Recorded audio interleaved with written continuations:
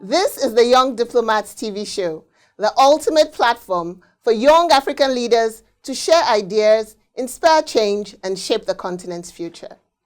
This show is looking to bridge the gap by bringing in young people into leadership in Africa. My name is Valentina Uchebu. On this episode, we have a seasoned guest, and he'll be having conversations with myself and my young guests on the youth in political leadership. So let's go on a short break, and when we come back, we'll go right into the conversation. This is the Young Diplomats TV show, the ultimate platform for young African leaders to share ideas, inspire change, and shape the continent's future. Join us on the journey with seasoned diplomats, thought leaders, innovators, and change makers. So our role in Africa now is to ensure that we've come together as one, that we have a game to play. We are not separated. They think they know better than us. I've been let down so many times. Africa has a robust history. For every time you meet a brick wall, try again.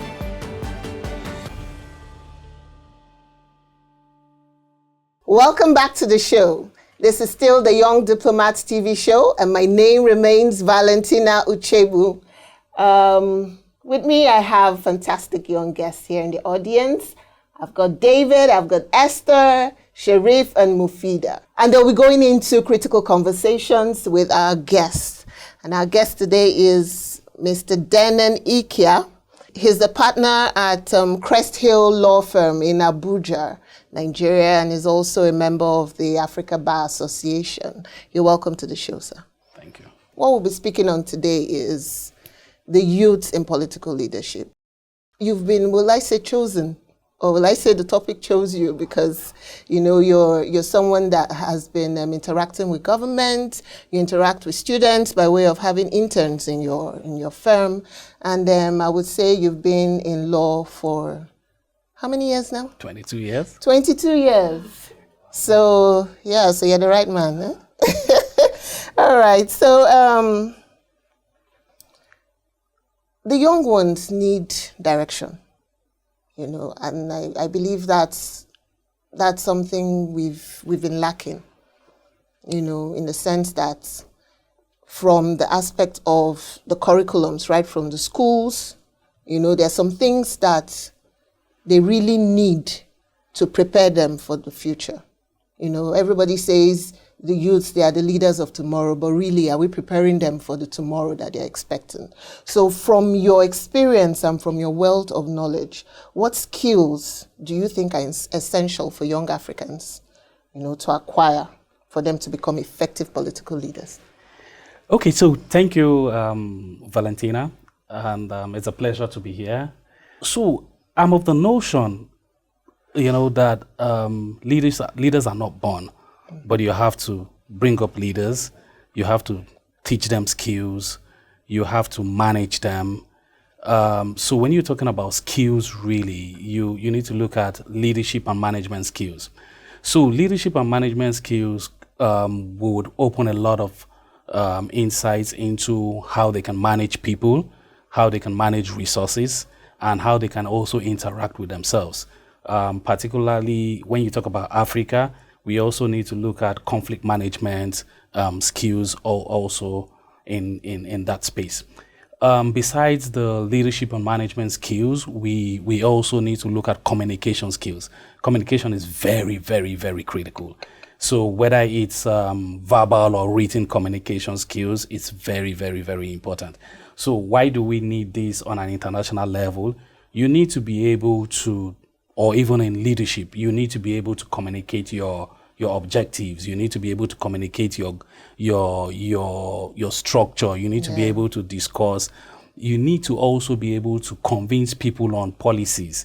Right. You need to have conversation with people. So if you don't get the right message out, it's almost like chaos. So take for instance, there's a debate that has been going on in Nigeria on our reforms and the tax sector. It's gone around the country. So I'm not speaking for government, but if you realize what government is trying to do is they're trying to put their ideas into everybody. They're trying to communicate with people, tell people why that is necessary. part of the critical skills also would be ethical behavior and transparency. So what are we looking at? We must at this particular level start talking to the young people about anti-corruption measures, transparency and accountability. They actually need to know these things. So that's why I said it's very intentional. It has to be an intentional discussion. So we should just remove the notion from my opinion that leaders are born. Leaders are not born. You have to bring up leaders. You have to teach them skills. You have to engage them in a lot of things. So looking at the guest here, you can tell that they are young people. They are from a generation that we call the inquisitive generation. We are from the generation that I term them extremely smart. And we're in a technology age. So with leadership, we need to also bring technology into their space. Technology will work in a lot of ways. So if you're talking about the economy, if you're talking about social impact, if you're talking about politics itself, what do you use technology for? You can leverage technology on data for social impact, data for politics, data for medical impact, and a whole lot of it. Like with the aspect of tax reforms, we have a way of doing things in Nigeria where everything is a joke.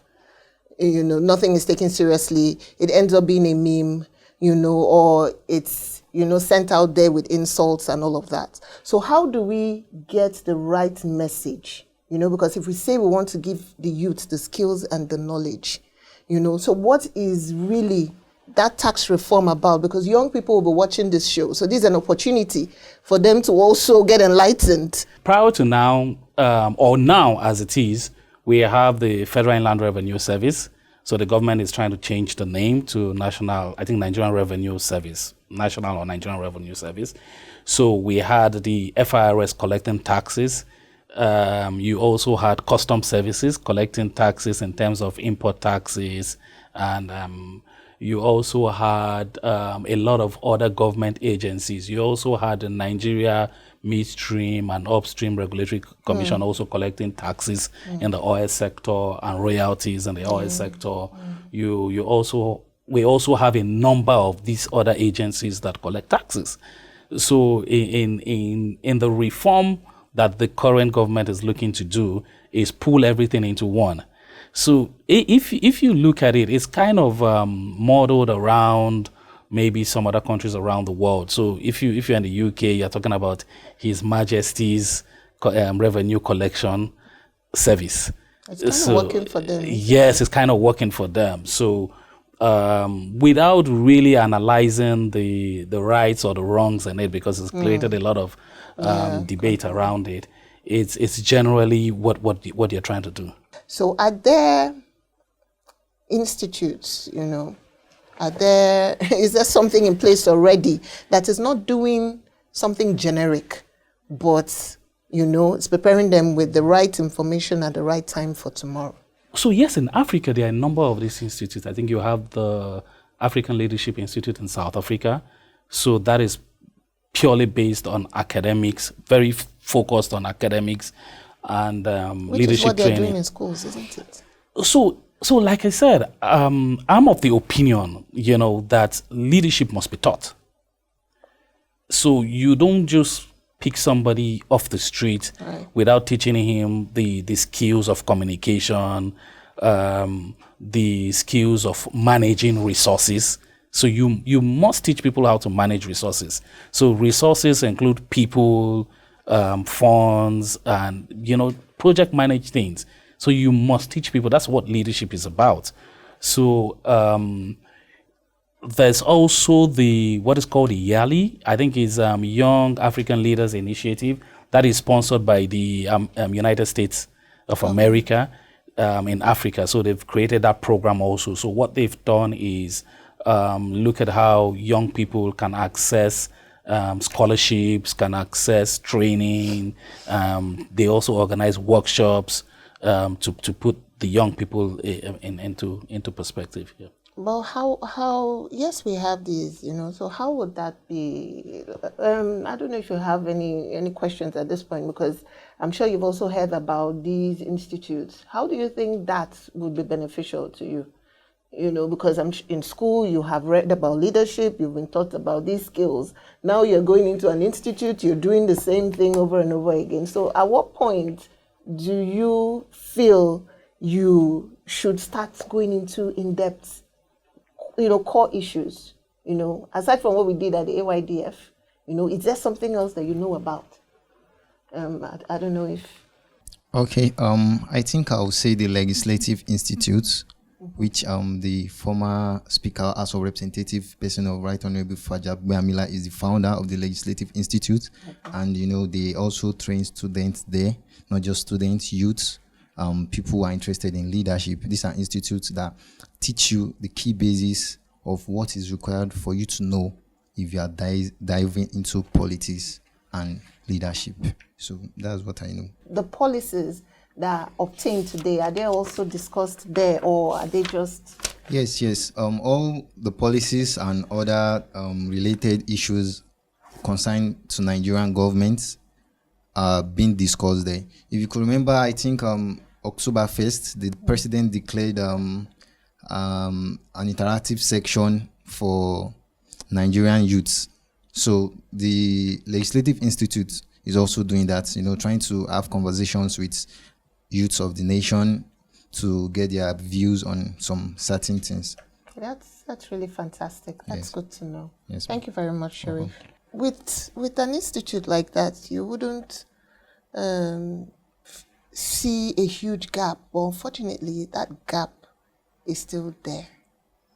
So is it that people are not aware that there's something like that? Because it's very necessary. I wouldn't say the gap doesn't exist. So in most of these initiatives, so I think that is the Legislative Mentorship Institute. So in most of these institutes, what they have tried to do is mentorship. What is also important, like I reiterated the last time, it's that you must teach, you must train, you must bring people together. So bringing people together in terms of workshops, giving them speaking opportunities, like the kind of thing you did with the resource center. With the resource center, it's important that the young people come into speaking positions. So it will interest you to know that the current president of France was actually in Nigeria on internship. Yes, he was in Nigeria on internship. So you can see that even the Western world, France had looked at their future leaders and selected them. I don't know what criteria they used, but he was in Nigeria, he was in Lagos, he served in Lagos. So you need to create those kind of skills, those kind of systems. You also need to create proper succession planning. Yes. There has to be something. You have to groom people. You don't just say the youth are the leaders of tomorrow without putting them through a structure. All right. Also has that. We'll be going on a quick break, and when we get back, our young guests will take the conversations to another level. See you after the break.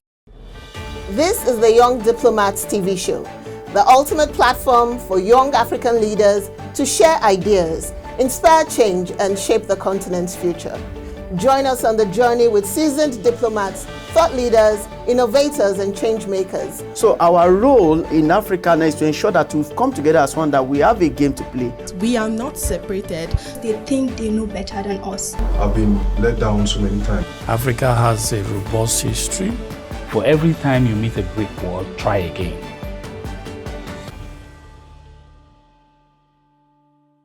Welcome back to the show. This is the Young Diplomats TV show, and my name remains Valentina Uchebu. We have been having conversations on the youth in political leaderships. So, David, you have a question for our guest and would like to... Yes, I do. Thank you very much, Ma, for the opportunity. My question is, I've heard the conversation and I've followed effectively the conversation, particularly where you highlighted the fact that we need to have a systemized leadership training and integration for young African leaders. So my question is, how exactly can we in Africa integrate a leadership system to bring it in cognizance with our Agenda 2063 for us to be able to meet up that agenda effectively? Thank you very much. Okay, so that's very interesting. But you said the discussion around leadership really is how you structure the generational change, how you bridge the gap for the young people. So when you're looking at leadership in Africa, what we need to do is we need to either scale up on the activities of the existing leadership institutes. So the Young Leadership Institutes are the first level of leadership training. You also have other institutes that are fellowship institutes. You have like the Kashim Ibrahim Fellowship Institute in Kaduna, which also now brings young leaders into real perspective. So what some of these institutes do, they are discussing international relation issues. They are discussing the agenda that you have mentioned in terms of what goals and objectives we have, how we intend to meet them. But one very important thing also that I think we probably didn't discuss, I'll bring back because of this question, is we need to also be aware and sensitive of the diverse cultures that we have in Africa. It's very, very important for young people. So I'll give you an instance or an example. David coming from Imo State, going for a meeting with a traditional ruler in Gombe. So he needs to be aware and sensitive towards the culture. So maybe going to Gombe and you enter the Emir's palace and you see people sitting out on the floor might be strange to you. But for you to get what you want out of that, you have to adhere to their culture. So it's also important because Africa is very, very diverse. So regardless of whatever objectives and goals we set, if we don't understand our different cultures or be sensitive to the nuances of our cultures, we'll also now get it wrong in the instance. Thank you very much for that very elaborate answer. Thank you very much. Sharif, you have a question? You can go ahead with your question. Okay, good afternoon. Thank you for this great opportunity to, ask some questions. And I remain myself, Sharif, from the prestigious University of Abuja. So basically, there has been a question on my mind ever since we started this conversation, and it has been something I've been thinking of for years, and I've been waiting for this opportunity to relate it to someone who is in the field and who knows the best answer to it. So we are discussing about the involvement of youth in political leadership. So how do the youth who are willingly and interested in this political leadership get to, meet with the politicians or, get to relate with them? Because you can't walk up to them, to their office. They will tell you to come to a letter. You might not end up seeing them. If you have a thought or an idea you wish to share or anything, that could improve and enhance the nation, they don't give you the physical relationship or audience listening. So how can we go about it? How can we go about it? That is just my question. Okay, Sheriff, you have hit it. Sheriff, that's great. It's almost straightforward. So if you're your age, you can join a political association or group. Or you could join non-governmental organizations that we call pressure groups that deal with political issues. There are a number of them that are there that deal with them. Some of them are election monitoring, like YEGA. YEGA, you know that one. They are quite popular. So that will depend on the leader you are meeting. So some leaders are very open. Some are not. Some politicians are very open. Some are not. So it also depends on who you are engaging with, who you're meeting. But there's need for that openness, because if we say we want the youth in political leadership, the openness should be, So the openness, that's why, So if we go back to the beginning of the discussion, that's why you said we kept on hammering on leaders have to be trained. Leaders have to be put in the position of leadership. So when you're trained, you would know your responsibilities. You understand your responsibilities. You would understand that you need to create certain systems that brings the younger generation into play. But when you take leaders that are, or you elect leaders that haven't gone through a system, they won't understand succession, they won't understand openness, they won't understand transparency, and all that we've spoken about, really. That's the challenge. Yeah, so this is also an opportunity for you to also learn that as someone in leadership, you need to be open. You need to, you wouldn't say, this leader did this to me, so it means it's right, and this is how I would operate. No, the right thing to do is to be open. And after all the conversations today, there's a different direction, right, to approach these things.